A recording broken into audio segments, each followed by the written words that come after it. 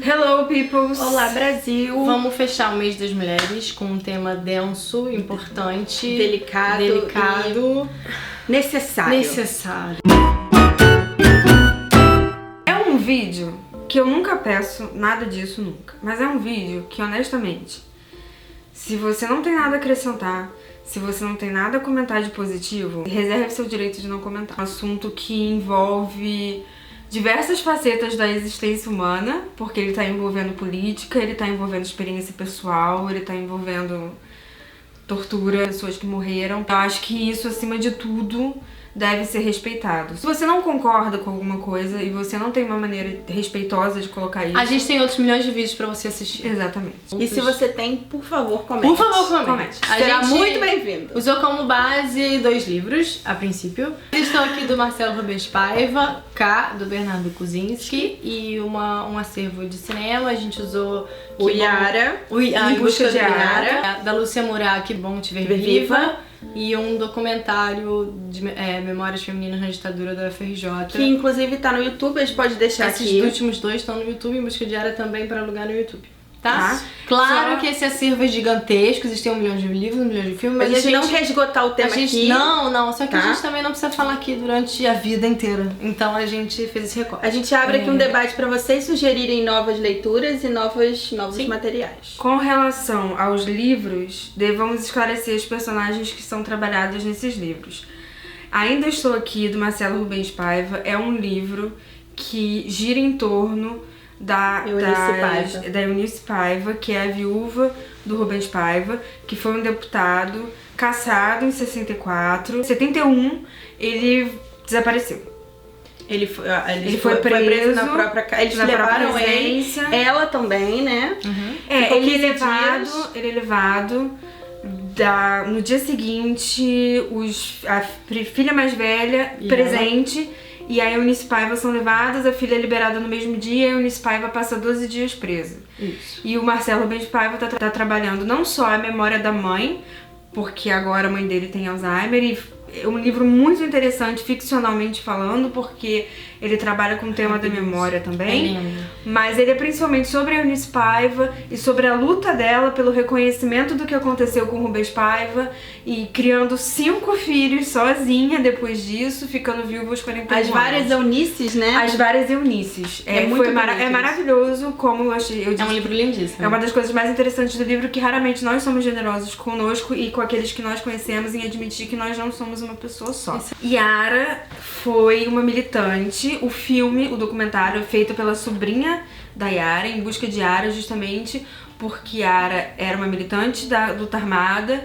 Yara foi companheira do Lamarca e Yara foi morta. Ela por muito tempo ficou como um suicídio, né? Exatamente. Recentemente, apenas que o atestado de óbito dela foi modificado pra aquela coisa, né, negociação também das palavras. E ela morreu devido aos maus tratos. K é um livro ficcional, mas ele é inspirado certamente na experiência do Bernardo Kuzinski, mais precisamente do pai do Bernardo Kuzinski, porque o Bernardo Kuzinski ele é irmão da Ana Rosa Kuzinski, que era uma professora do Departamento de Química da UFRJ, que desapareceu durante a ditadura e cuja exoneração a UFRJ só reverteu ano passado.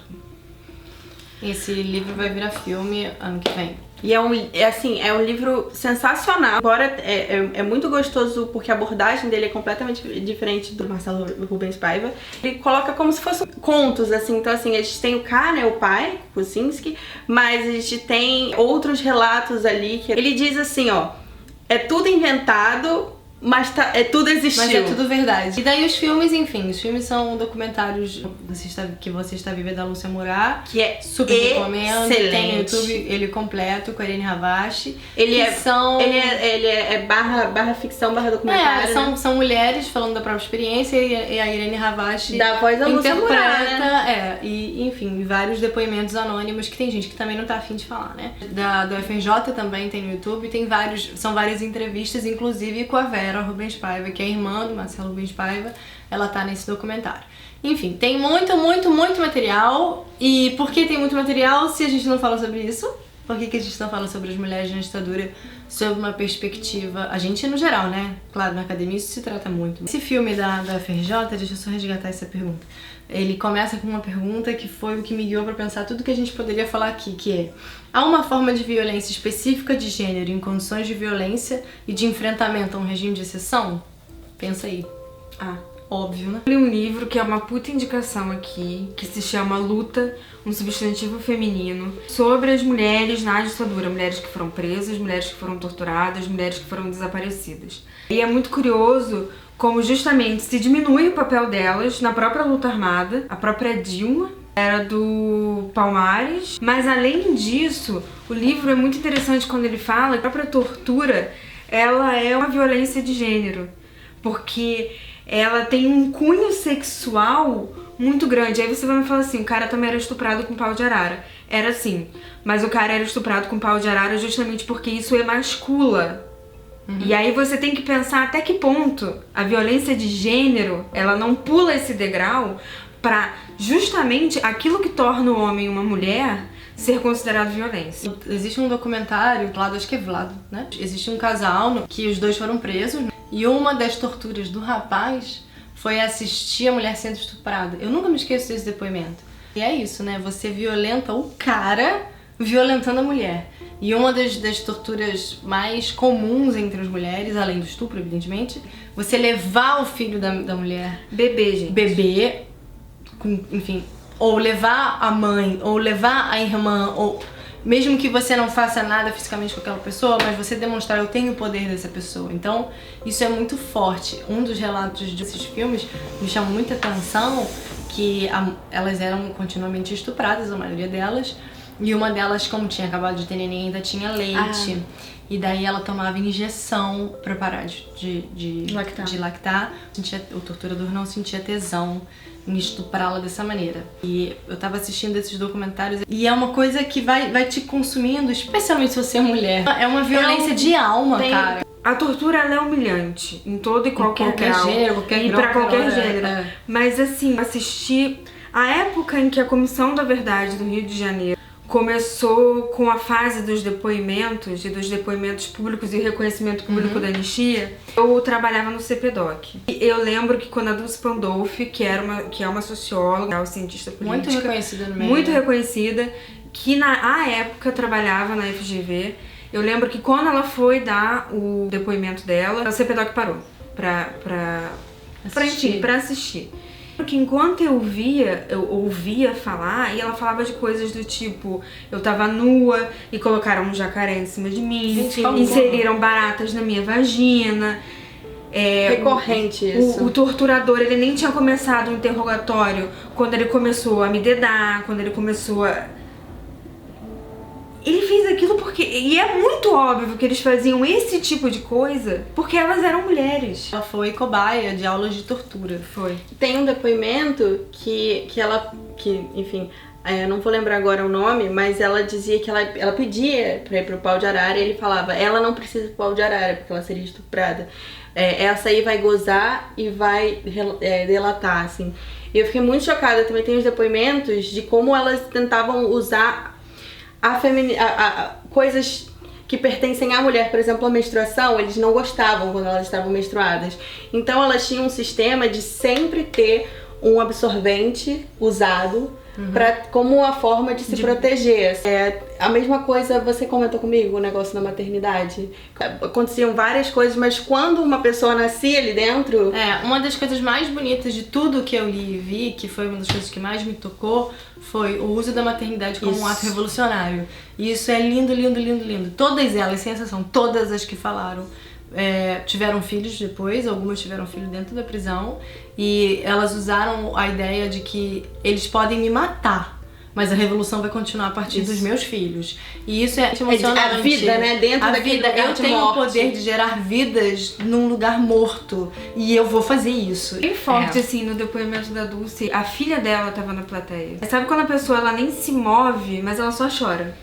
Ela tá ouvindo, a pessoa acho que nem percebe que tá chorando, mas ela só chora. O que eu quis dizer com tudo isso, que eu acho que é a misoginia, é o ódio à mulher. E tudo exatamente. aquilo E que eles é não- símbolo da feminilidade. E eles não aceitavam que aquelas mulheres estivessem ali. Eles viam elas como só companheiras que é uma coisa que eu até tava falando com a Nina. Que você não só me tortura, mas você me diminui. Exatamente. E quando, eu acho que a maioria das vezes, até quando a gente fala com cuidado e tal, até algumas vezes esse, por exemplo, eu acho que o documentário da Yara, eu acho que foca muito Do Lamarca. no Lamarca. Ela só é importante porque tinha o Lamarca. Não, ela é importante por ela mesma, entendeu?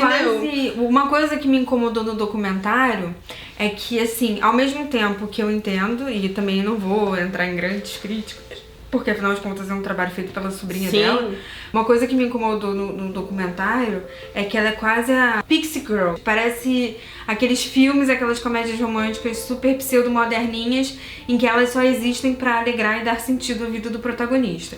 E aí me parece muito que a Yara, ela foi colocada sob uma ótica em que ela existiu para dar força ao Lamarca, porque ela era uma mulher muito viva, ela era uma mulher muito... E pouco se sabe dela, sabe? Pouco. Assim, o Em Busca de Yara não chega em busca de lugar nenhum, assim, Ele ao não meu encontra ver, Yara. tá? Mas é um documentário que deve ser assistido. Então, assim, esse foi o meu questionamento principal, assim, porque nós só vemos essas mulheres como companheiras de outros e mais importantes do ponto de vista da literatura que trabalha o assunto. Desses documentários, uma moça fala. Ela fala que eles ficavam indignados. Eles ficaram indignados, porque assim, eu sei que você tá aqui por causa do seu namorado. Porque era uma paixãozinha. Porque era e ela falando assim, eu fazia questão de dizer, não, cara, eu tô aqui por minha causa, Eu você não vai me quero. diminuir na minha ideologia. E isso acontece meio até hoje, eu acho, nesse discurso de que a gente favorece porque ela é mulher de fulano. E eu acho que no livro do Rubens Paiva isso não acontece. Sim, eu posso estar muito errada, mas eu acho que o Marcelo Rubens Paiva, ele conseguiu fazer esse livro só na maturidade dele, porque foi perceber a mãe dele como um ser humano. Exatamente. Entendeu? Como uma pessoa que teve que se reinventar diversas vezes. Até porque quando ele descreve ela no cotidiano, ela é uma pessoa dura. Ela é uma pessoa legal, assim, ela parece ser uma mãe difícil de dialogar, uma Sim. mãe que não abre muita coisa, uma mãe difícil. Uma mãe que não se encaixa no que a gente acha Isso que não deve ser uma mãe. importa. E é ótimo. Isso é maravilhoso, É muito isso bom. não importa. Porque ele podia fazer um livro sobre a mãe dele, as dificuldades que ele tinha. E não foi isso. Ele resolveu captar. Tipo, essa é a Eunice. A guerra dela, uma guerrilheira à sua maneira. Porque se você pensa, a ditadura produziu, né, dois tipos de mulheres. As mulheres que sofreram durante a ditadura, as guerrilheiras, as participantes do movimento, mas as não menos importantes,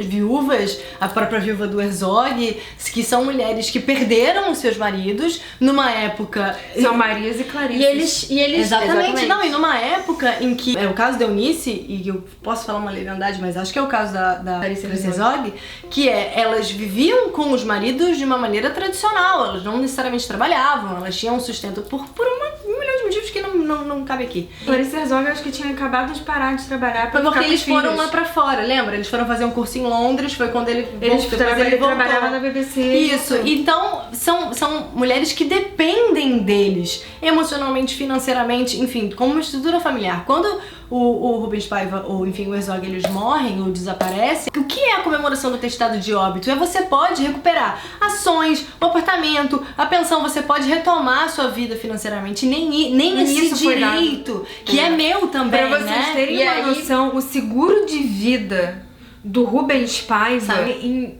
99 depois, porrada. Tipo, 2006. E Ele foi morto em 71. Ela Aquela fez uma- desaparecimento. Sim, é. Porque, por exemplo, porque o a Herzog Clarice Herzog, ela teve o atestado. A luta dela era ele teve justamente o atestado de óbito, modificar o atestado de óbito dele. Tem um documentário, perdão, me desculpe, Mr. Fiel. Um fiel foi um operário que ele foi morto nos porões da ditadura. Ela ficou sem nada. Você pensa Nada. a violência, porque Ela não tinha pensão, E você ela não não tinha tem um nada. corpo pra enterrar. Eu não tinha dimensão disso, assim, pra mim foi um choque. E aquilo que a Vera a Vera Rubens Paiva falou no que documentário muito bonito. cada um enterra. Cada um enterrou o pai num num momento. E daí quando deram um atestado de óbito, que ela fala, quando deram um atestado, eu já tinha matado meu pai há 10 anos, então eu tive que Tem que enterrar ser ele de novo. Outro documentário que... E eu posso, vou obviamente deixar aqui, mas eu infelizmente não lembro o nome, né? Que é sobre os filhos da luta armada. Ah, é. E são pessoas que às vezes nem conheceram os pais. Minha mãe é uma delas, meu avô morreu no ditadura. Assim, arrepia pensar nisso. Quantas crianças não ficaram sem as suas mães? Quantos pais não perderam as suas filhas? Cara, Ana Kucinski, é isso. Eles nunca tiveram um corpo pra enterrar, um atestado de óbito pra dizer do que ela morreu. Né? Há a hipótese de que o corpo dela e o corpo do companheiro foram queimados pra fazer açúcar, usina de cana-de-açúcar. Você tem que se chama caldeira.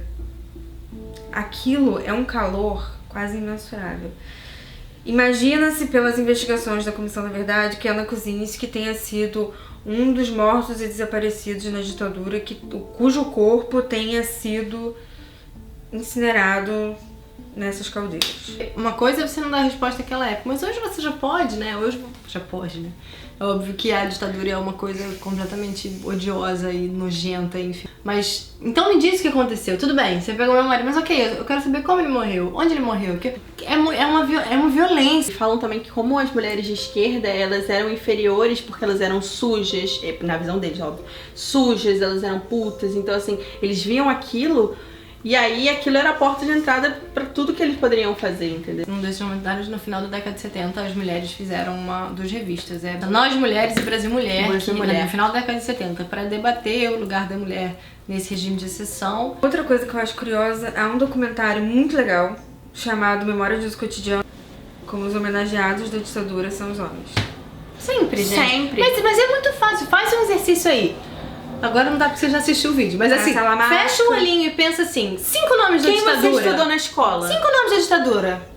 Nem na Dilma você pensa. Não, então, o que a gente Porque poderia você lembrar... não lembra que a Dilma era torturada. E a Dilma, gente, Você lembra disso? ela tem Não, então, um dos sempre discursos Cara, é muito mais maravilhoso. bonitos que eu já ouvi na minha vida no Congresso, que teve um filho da puta... Porque isso é filha da putagem. É filha da putagem. Ele levantou em pleno Congresso e falou que ela era uma desonesta e que ela era uma porque mentirosa, ela mentiu. que ela mentiu sobre tortura. Ela falando que ela se orgulhava muito de ter mentido sobre tortura, porque vilipendiada, ainda assim ela protegeu muita gente. Porque mentir sobre torturas é salvar vidas. A Dilma fala muito pouco realmente sobre a história dela. Ninguém lembra quando ela realmente faz um discurso bom, né? O pessoal avacalha. O depoimento, e foi de ouvido, né? E foi o depoimento da Dilma na Comissão Nacional da Verdade foi uma coisa assim esperadíssima, porque ela fala muito pouco sobre o passado dela na luta armada. Ficava muito triste quando, enfim, eventos políticos recentes brasileiros, e isso era utilizado contra ela e ela era chamada de terrorista. Porque isso permanece desumanidade, né, gente? Se você vive num mundo em que o Bolsonaro é um possível candidato, você vive num mundo em que a ditadura ainda é possível. Eu tenho uma inocência dentro de mim que eu penso que as pessoas não têm dimensão do que foi a ditadura. Eu acho que eu acho. Dentro da academia se fala muito, mas ainda acho que fora dela se fala muito pouco sobre a ditadura de verdade, sobre as torturas de verdade. Num desses filmes uma moça falou assim, mas quem é que vai ver um filme sobre tortura? E ela fala, é muito difícil, porque a gente, normalmente, né, cada um tem o seu comportamento, claro, mas no geral a gente tem necessidade de falar, mas ao mesmo tempo é muito difícil falar sobre isso e as pessoas não querem ouvir. Não querem.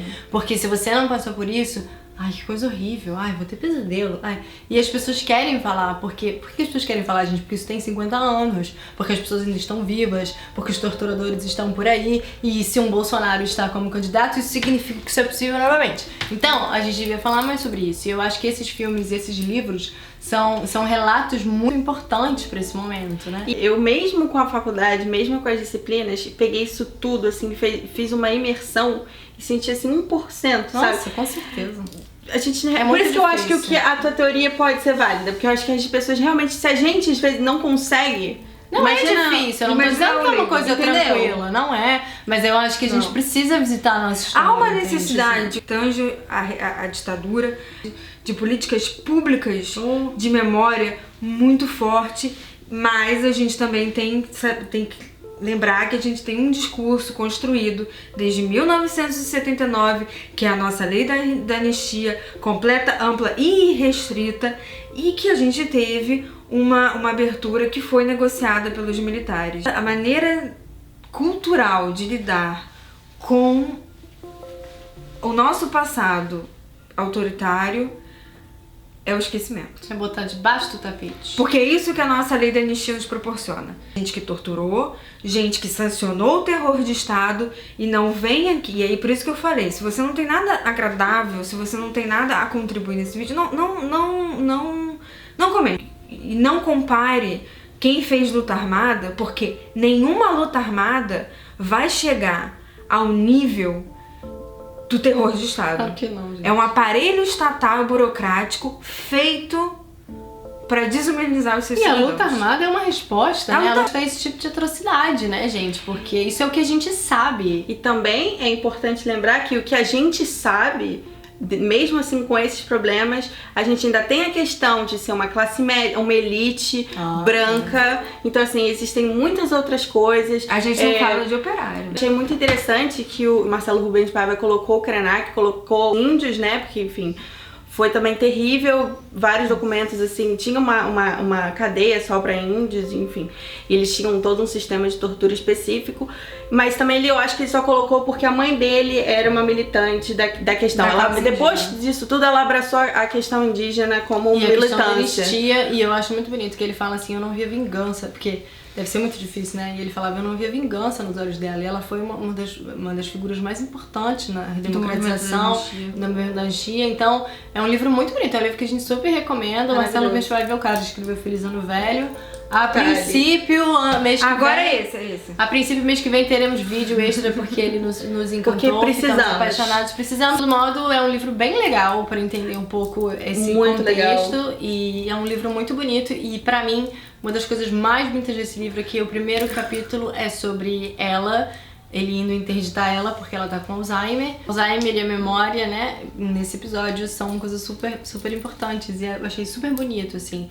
E me pareceu, enquanto leitora, tipo assim, eu preciso escrever logo. Eu preciso guardar a memória E também dela. é uma metáfora, né? Da luta contra o esquecimento. Não só das De memórias justamente dela, mas de afirmar toda uma... tudo, É justamente afirmar que ela ainda está aqui.